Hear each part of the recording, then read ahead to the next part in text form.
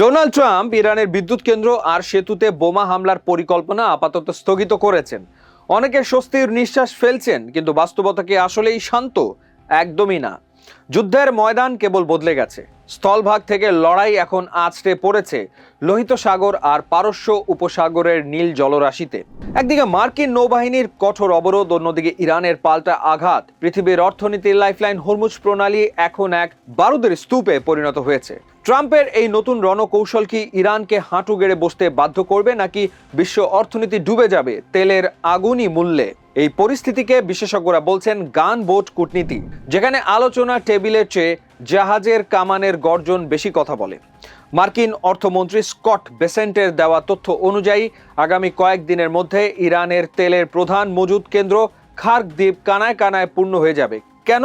কারণ যুক্তরাষ্ট্র ইরানের বন্দরগুলো এমনভাবে ঘিরে রেখেছে যে ইরান তাদের তেল রপ্তানি করতে পারছে না। মজুত করার জায়গা না থাকলে ইরান তেল উৎপাদন বন্ধ করতে বাধ্য হবে, যার ফলে দেশটির অর্থনীতির মেরুদণ্ড চিরতরে ভেঙে যেতে পারে। যুক্তরাষ্ট্র কেবল মধ্যপ্রাচ্যে সীমাবদ্ধ নেই। মার্কিন সেন্ট্রাল কমান্ড বা সেন্টকমের অপারেশন এখন ছড়িয়ে পড়েছে এশীয় জলসীমা পর্যন্ত। সম্প্রতি ভারত, মালয়েশিয়া এবং শ্রীলঙ্কার উপকূল থেকে ইরানের অন্তত 3টি বড় তেলবাহী ট্যাঙ্কার জব্দ করেছে মার্কিন সামরিক বাহিনী। এর মধ্যে জোরেনা নামের জাহাজটিতে ছিল 20 লাখ ব্যারেল অপরিশোধিত তেল।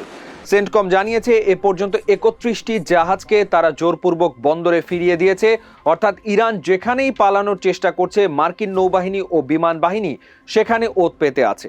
17টি যুদ্ধজাহাজ আর 10,000 মার্কিন সেনা এখন সমুদ্রের বুকে তেহরানের শ্বাসরোধ করতে ব্যস্ত। কিন্তু ইরান কি চুপ করে বসে আছে? একদমই না। তেহরানও তাদের তুরুপের তাস চালছে। হরমুজ প্রণালী দিয়ে চলাচলকারী কন্টেইনার জাহাজে গুলি চালিয়ে এবং গত বুধবার 2টি জাহাজ জব্দ করে তারা বিশ্বকে বার্তা দিয়েছে সাগরের নিয়ন্ত্রণ এখনো তাদের হাতে। ফলাফল, বিশ্ববাজারে তেলের দাম ব্যারেল প্রতি $100 ছাড়িয়ে গেছে। জ্বালানি সংকটে জার্মানির লুফথানসা এয়ারলাইন্সের 20,000 ফ্লাইট বাতিল হয়েছে। ইরান হুমকি দিয়েছে যদি এই অবরোধ না ওঠে তবে তারা সমুদ্রের তলদেশ দিয়ে যাওয়া ইন্টারনেট কেবল বিচ্ছিন্ন করে দিতে পারে। এটি হলে পুরো মধ্যপ্রাচ্যের ডিজিটাল অর্থনীতি ধসে পড়বে।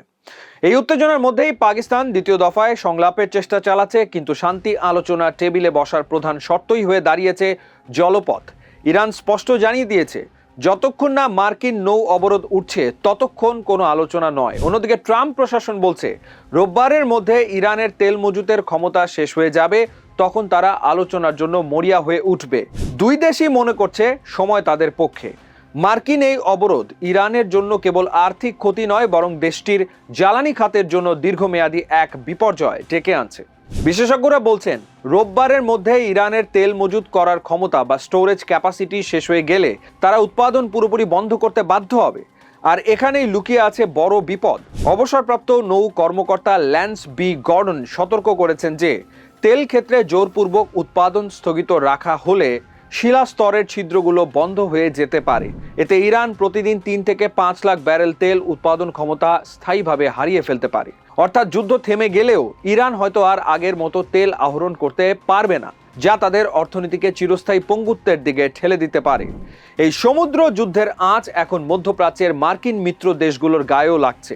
সংযুক্ত আরব আমিরাতের ফুজাইরা বন্দরে তেলের মজুদ আশঙ্কাজনকভাবে কমছে, যা বিশ্ববাজারে অস্থিরতা বাড়াচ্ছে। ঠিক এই সময় ইরানের বিপ্লবী গার্ড বাহিনী বা IRGCর পক্ষ থেকে প্রতিবেশীদের কড়া হুঁশিয়ারি দেওয়া হয়েছে।